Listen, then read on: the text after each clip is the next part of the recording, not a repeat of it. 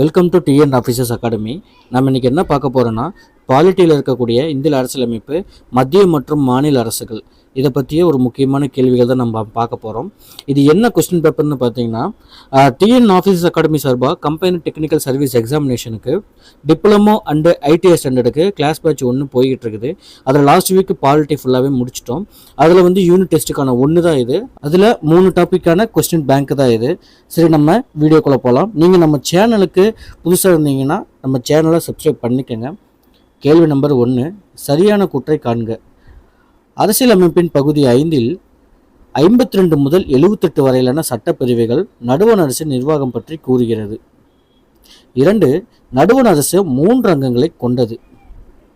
3, நடுவண் அரசின் தலைமையகம் புதுதில்லியில் உள்ளது. இந்த கூற்று சரியான்னு கேட்குறாங்க. இதில் முதல் பாயிண்ட் பார்த்தீங்கன்னா, அரசியலமைப்பின் பகுதி 5இல் 52 முதல் 78 வரையிலான சட்டப்பிரிவுகள் நடுவண் அரசின் நிர்வாகம் பற்றி கூறுகிறதுனா கரெக்டு தான். அது கூறுகிறது. இந்த சட்டப்பிரிவு தான் அதில் வந்திருக்குது. நடுவண் அரசு 3 அங்கங்கள் கொண்டது. கரெக்டு தான். என்னென்ன 3 அங்கங்கள் கொண்டது? நிர்வாகம், சட்டமன்றம், நீதித்துறை. இந்த 3 சேர்ந்தது தான் அந்த 3 அங்கங்கள்னு சொல்கிறாங்க. நடுவண் அரசின் தலைமையகம் புதுதில்லியில் உள்ளது. அதுவும் கரெக்டு தான். சரிங்களா? அப்போ இதற்கான ஆன்சரு டி. 1, 2, 3 சரி. சரிங்களா? இரண்டாவது, ஒரு மசோதாவை நிதி மசோதாவா அல்லது சாதாரண மசோதாவா என தீர்மானிக்கும் அதிகாரம் பெற்றுள்ளவர் யார்? ஒரு மசோதா பார்லிமெண்ட்டில் வந்து ஒரு மசோதா வந்து தாக்கல் பண்ணுறாங்க. அது சாதாரண மசோதாவா நிதி மசோதான்னு அதை வந்து தீர்மானிக்கிற அதிகாரம் யாருக்கிட்ட இருக்குதுன்னா சபாநாயகர்கிட்ட இருக்குது. சரிங்களா? இதற்கான ஆன்சர் ஏ. மக்களவையில் உறுப்பினராக எத்தனை வயது பூர்த்தி அடைய வேண்டும்? சரிங்களா? மக்களவையில் உறுப்பினராக எத்தனை வயது பூர்த்தி அடைய வேண்டும்? மக்களவையில் உறுப்பினராகணும்னா அதற்கான வயது 25 வயது பூர்த்தி அடைஞ்சிருக்க வேண்டும். சரிங்களா? அமைச்சரவை குழுவின் 2வது வகையினர் யார்?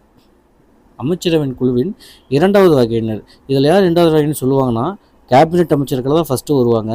2வதாக ராஜாங்க அமைச்சர் வருவாங்க. 3வதாக தான் இணையமைச்சர்கள் வருவார்கள். ஸோ இதற்கான ஆன்சர் வந்து சி, ராஜாங்க அமைச்சர்கள். சரிங்களா? கேள்வி நம்பர் 5, இந்திய அரசியலமைப்பு சட்டத்தில் இந்த சட்டப்பிரிவு நீதிமன்றத்தால் தண்டனை பெற்ற ஒருவரின் தண்டனையை குறைக்க, ஒத்திவைக்க, விடுவிக்க, மன்னிப்பு வழங்க குடியரசுத் தலைவருக்கு அதிகாரம் வழங்கியுள்ளது. சரிங்களா? இப்போ ஒரு கைதிக்கு வந்து மரண தண்டனையே கொடுத்துட்டாங்கன்னா கூட அந்த மரண தண்டனையை குடியரசுத் தலைவரால் தண்டனை குறைக்க முடியும். அது எந்த சட்ட விதியின்படி குறைக்க முடியும்னு சொல்கிறாங்க? சட்டப்பிரிவு 72 தான் கூறுது. சரிங்களா? இந்த சட்டப்பிரிவு 72 பயன்படுத்தி தான் ஒரு குடியரசுத் தலைவரை வந்து ஒரு கைதிக்கான மன்னிப்பு வழங்கும் அதிகாரத்தை அவங்க பயன்படுத்துவாங்க. சரிங்களா? கேள்வி நம்பர் 6, நாட்டின் 2வது உயரிய பதவி வகிப்பவர் யார்? நாட்டின் 2வது உயரிய பதவி வகிப்பவர் யார்? சரி, நாட்டோட முதல் உயரிய பதவி யாராக இருக்குது? குடியரசுத் தலைவர். அப்போ 2வது பதவி யாராக இருக்கும்? துணை குடியரசுத் தலைவர். சரிங்களா? இதோடைய ஆன்சர் துணை குடியரசுத் தலைவர் தான். சரிங்களா? அடுத்து, நடுவண் அரசின் நிர்வாக தலைவர். நடுவண் அரசுனா அதான் மத்திய அரசு. மத்திய அரசோட நிர்வாக தலைவர் யாராக இருப்பாங்க? சரி, நடுவண் அரசின் தலைவர்னா குடியரசுத் தலைவர். நடுவண் அரசின் நிர்வாக தலைவர்னா அதுவும் குடியரசுத் தலைவர் தான். இதுவே வந்து மாநில அரசின் நிர்வாக தலைவர்னா யார் வருவாங்க? ஆளுநர் வருவார். சரிங்களா? சரியான கூற்றை காண்க. நடுவண் சட்டமன்றமானது நாடாளுமன்றம் என்று அழைக்கப்படுகிறது. நடுவண் நீதித்துறை உச்சநீதிமன்றத்தை கொண்டது. இந்தியா கூட்டாட்சி முறையிலான அரசை கொண்டது. இது சரியானதை காண்ற சொல்கிறாங்க. சரிங்களா? அதாவது ஒரு மத்திய அரசு வந்து சட்டமன்றமானது நாடாளுமன்றம்னு சொல்கிறாங்க. கரெக்டு தான். மத்திய அரசோட நீதித்துறை தான் உச்சநீதிமன்றம், சுப்ரீம் கோர்ட்டுன்னு சொல்கிறாங்க. அதுவும் கரெக்டு தான். இந்தியா வந்து கூட்டாட்சி முறையில் தான் அரசை கொண்டிருக்குது. இப்போ நம்ம இந்தியா எப்படி இருக்குது? ஒரு கூட்டாட்சியில் தான் நம்ம செயல்பட்டு இருக்கிறோம். அதுவும் கரெக்டு தான். அப்போ இதற்கான ஆன்சர் வந்து சி. 1, 2, 3 சரி. கேள்வி நம்பர் 9, இந்திய அரசின் தலைமை வழக்குரைஞரை நியமிக்க வழிவகை செய்யும் இந்திய அரசியலமைப்பு சட்டப்பிரிவு யாது? அதாவது ஒரு இந்தியாவோட அரசு தலைமை வழக்கறிஞர் நியமனம் பண்ணுறதுக்கு எந்த அரசியலமைப்பு சட்டப்பிரிவை பயன்படுத்துவாங்க? சட்டப்பிரிவு 76. இவங்களை நியமனம் பண்ணுறது யாராக இருக்கும்? குடியரசுத் தலைவர். சரிங்களா? எந்த சட்டப்பிரிவு? சட்டப்பிரிவு 76 பயன்படுத்துவாங்க. Answer C. இவங்களை வந்து நியமனம் பண்ணுறது யாராக இருப்பார்? குடியரசுத் தலைவராக இருப்பார். சரிங்களா? கேள்வி நம்பர் 10, மக்களவையை தலைமையேற்று நடத்துபவர்? ஒரு மக்களவை, ஒரு பார்லிமெண்ட்டை யார் தலைமையேற்று நடத்துவாங்க? சபாநாயகர். கேள்வி நம்பர் 11, சரியான கூற்றை காண்க. புதுதில்லியில் அமைந்துள்ள இந்திய உச்சநீதிமன்றம் 1950 ஜனவரி 28ஆம் நாள் துவங்கப்பட்டது. இது 1935ஆம் ஆண்டு இந்திய அரசு சட்டத்தின் கீழ் நிறுவப்பட்ட கூட்டாட்சி நீதிமன்றத்தை தொடர்ந்து உருவாக்கப்பட்டது. இந்திய அரசியலமைப்பு சட்டத்தின் பாதுகாவலன் உச்சநீதிமன்றம் ஆகும். சரிங்களா? இதனுடைய சரியான பதிலை கேட்குறாங்க. இதில் மூன்றுமே சரிதான். சரிங்களா? இதற்கு ஆன்சர் டி தான். இதுக்கு மூன்றுமே சரி. சரி, கேள்வி நம்பர் 12, மக்களவையில் எத்தனை சதவீதம் அமைச்சர்கள் இருத்தல் வேண்டும்? ஒரு மக்களவையில் எத்தனை பர்சன்டேஜ் அமைச்சர்களை உருவாக்கணும் அப்படின்னா 15% உறுப்பினர்களை அமைச்சர்களாக இவங்க கொண்டு வரணும். இதுக்கான ஆன்சர் டி தான் ஆன்சர். சரிங்களா? கேள்வி நம்பர் 13, பிரதம அமைச்சரை நியமிப்பவர் யார்? ஒரு பிரைம் மினிஸ்டரை யார் நியமனம் பண்ணுவாங்க? குடியரசுத் தலைவர் தான். சரிங்களா? பிரதமர் அமைச்சரை நியமனம் பண்ணுறது குடியரசுத் தலைவர் தான். கீழ்காண்பவர்களில் குடியரசுத் தலைவரால் நியமனம் செய்யப்படாதவர்களை காண்க. இதில் இந்த கொடுத்துருக்கிறது 5ல் குடியரசுத் தலைவரால் யாரால் நியமனம் பண்ணுறன்னு பார்க்கலாமா? நடுவண் அரசு பணியாளர்கள் தேர்வாணையத்தின் தலைவர், அது குடியரசுத் தலைவர் நியமனம் பண்ணுவார். உயர் ஆணையர்கள், அதையும் குடியரசுத் நியமனம் பண்ணுவார். இந்திய தலைமை தேர்தல் ஆணையர் குடியரசுத் தலைவர் நியமனம் பண்ணுவார். 2 தேர்தல் ஆணையர்கள் குடியரசுத் தலைவர் நியமனம் பண்ணுவார். இந்திய அரசின் தலைமை வழக்கறிஞர், அதையும் குடியரசுத் தலைவர் நியமனம் பண்ணுவார். அப்போது இதில் யாருமே இல்லை. அப்போ இதில் ஆன்சர் என்ன? டி, எவரும் இல்லை. சரிங்களா? கேள்வி நம்பர் 15, ஆங்கிலோ இந்தியன் சமூகத்தில் இருந்து எத்தனை உறுப்பினர்களை மக்களவைக்கு குடியரசுத் தலைவர் நியமிக்கிறார்? ஆங்கிலோ இந்தியன் சமூகத்திலிருந்து குடியரசுத் தலைவர் நினச்சார்னா 2 பேர்த்த அனுப்பலாம். சரிங்களா? இதுக்கான ஆன்சர் பி, 2 பேர். கேள்வி நம்பர் 16, எந்த ஆண்டு சென்னையில் உயர்நீதிமன்றம் தோற்றுவிக்கப்பட்டது? கேள்வி நம்பர் 16, எந்த ஆண்டு சென்னையில் உயர்நீதிமன்றம் தோற்றுவிக்கப்பட்டது? 1862ஆம் ஆண்டு. Answer A. அப்போ பார்த்திங்கன்னா மொத்தம் கல்கத்தா, சென்னை, பம்பாய் இந்த 3 இடத்துலையுமே உயர்நீதிமன்றம் தோற்றுவிக்கப்பட்டிருந்தது அப்போ. சரிங்களா? சட்ட மேலவை உருவாக்கம் அல்லது நீக்கம் பற்றி விவரிக்கும் சட்டப்பிரிவு. சட்ட மேலவை உருவாக்கம் அல்லது நீக்கம் பற்றி விவரிக்கும் சட்டப்பிரிவு. இது எந்த சட்டப்பிரிவில் வருதுன்னா சட்டப்பிரிவு 169. ஆன்சர் ஏல வரும். இது தமிழகத்தில் பார்த்திங்கன்னா 1986 நவம்பர் 1ஆம் நாள் இந்த சட்ட மேலவைங்கிறத ஒரு இதை நீக்கிட்டாங்க. நம்ம தமிழகத்தில் இது கிடையவே கிடையாது. சரிங்களா? கேள்வி நம்பர் 18, மாநில நிர்வாகத்தின் அரசியலமைப்பு தலைவர் யார்?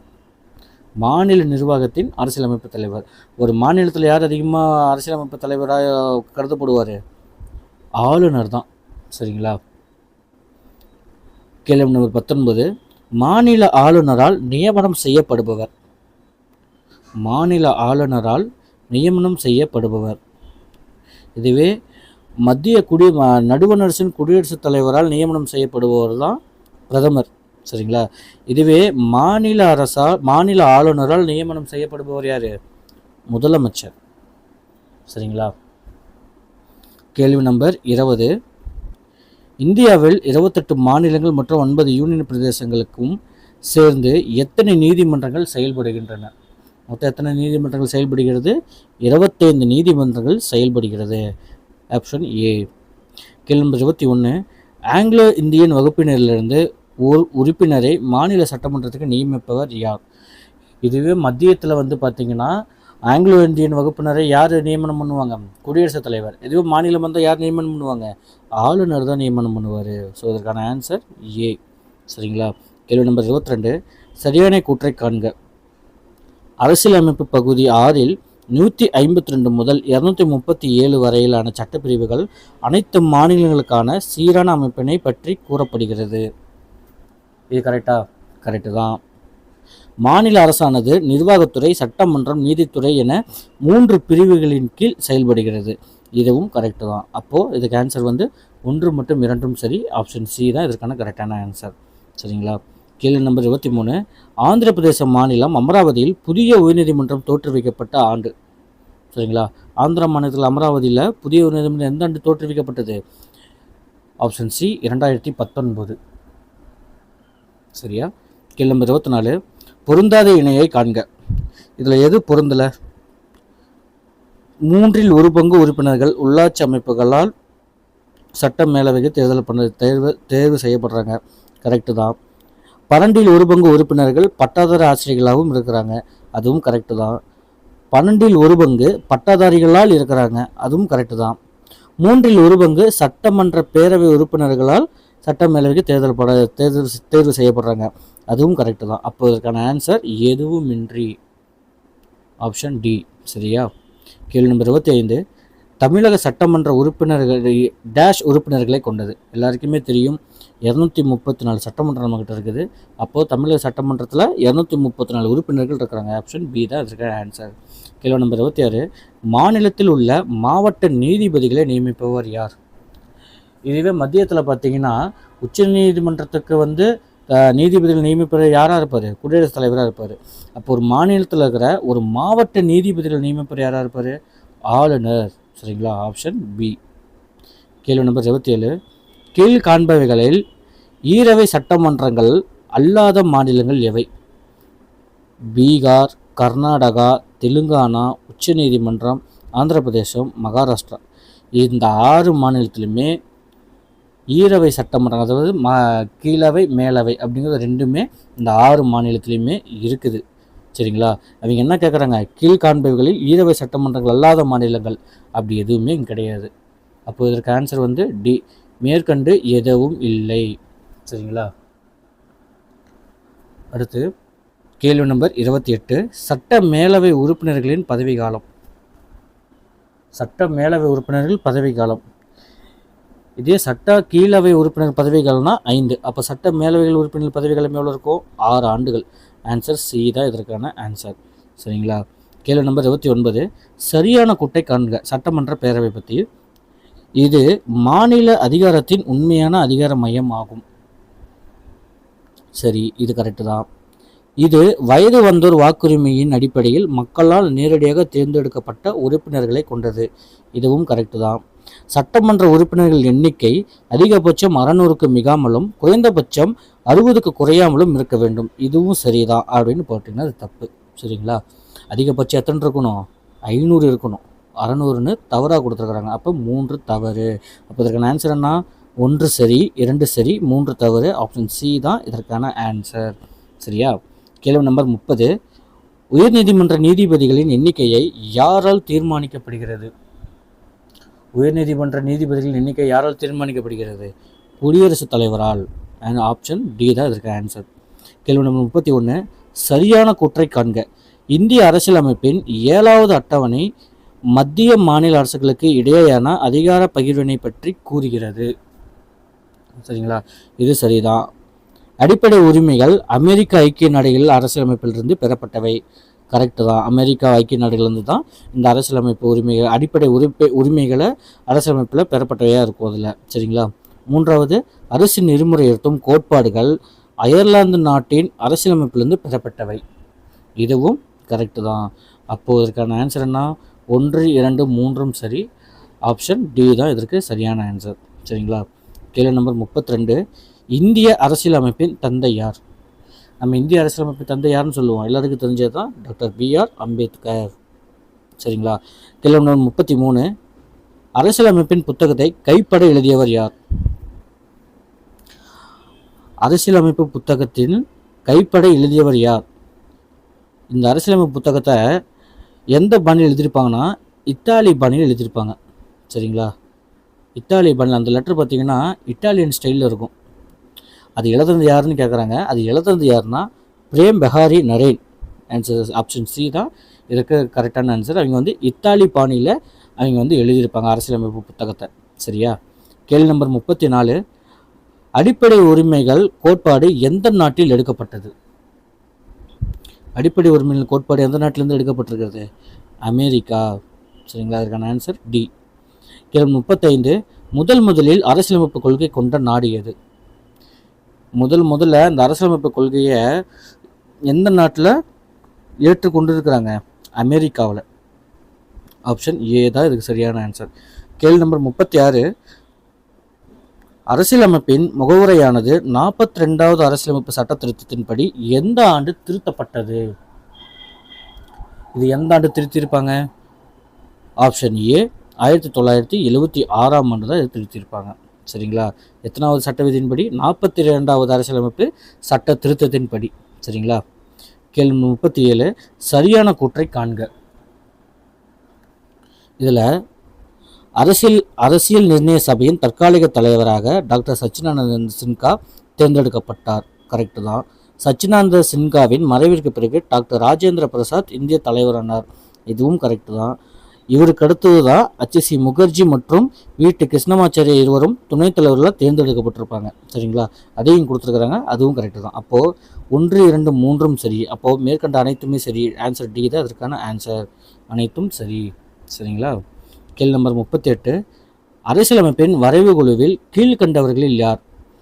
அரசியலமைப்போட இந்த டிராஃப்டிங் கமிட்டியில் இந்த 4 பேர்த்தில் யார் இருந்திருப்பாங்க? இரட்டைமலை சீனிவாசன் இருக்க மாட்டார், MC ராஜாவும் இருக்க மாட்டார், MC முகர்ஜியும் இருக்க மாட்டார். அப்போ யார் இருப்பாங்க? BR அம்பேத்கர் தான் இருப்பார். சரிங்களா? இந்திய அரசியலமைப்பு சட்ட வரைவு குழுவின் தலைவர் யாருன்னு கேட்டாங்கன்னா அதுவும் டாக்டர் BR அம்பேத்கர் தான். சரிங்களா? அந்த 7 பேர் கொண்ட குழுவில் இவர் தான் ரொம்ப முக்கிய பங்காற்றியிருப்பார் அந்த டிராஃப்டிங் கமிட்டிலேயே. சரிங்களா? கேள்வி நம்பர் 40 அடிப்படை உரிமைகளை கோரும் சரத்துக்கள் என்ன? அடிப்படை உரிமைகள் கோரும் சரத்துக்கள் என்ன? இதற்கு ஆன்சர் தெரிஞ்சால் நீங்கள் கமெண்ட் பாக்ஸில் கமெண்ட் பண்ணுங்கள். சரிங்களா? நீங்கள் நம்மளோட கிளாஸில் ஜாயின் பண்ணணும்னு நினச்சிங்கன்னா கீழே டிஸ்கிரிப்ஷனில் கான்டாக்ட் நம்பர் கொடுத்துருப்போம். அதை நீங்கள் கான்டாக்ட் பண்ணி உங்களோட டீட்டெயில்ஸை நீங்கள் கேட்டுக்கலாம். நம்ம சேனலை சப்ஸ்கிரைப் பண்ணாதீங்க, சப்ஸ்கிரைப் பண்ணிக்கோங்க. அடுத்து நல்ல வீடியோவில் பார்க்கலாம்.